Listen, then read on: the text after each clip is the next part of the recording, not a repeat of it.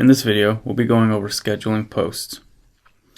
WordPress makes it easy to control when your content is published through your scheduling post feature up here in the right hand corner of the screen.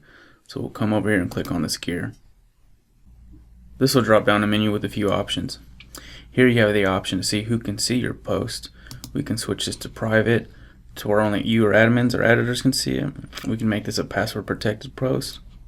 And here we can decide when we want this post to be published. So let's say I'll change the date to tomorrow.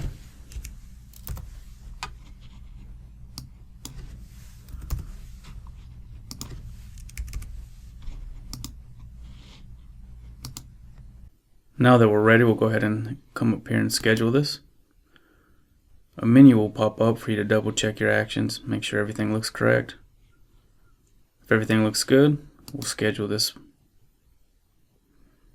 Now your post is scheduled and ready to be published to your blog.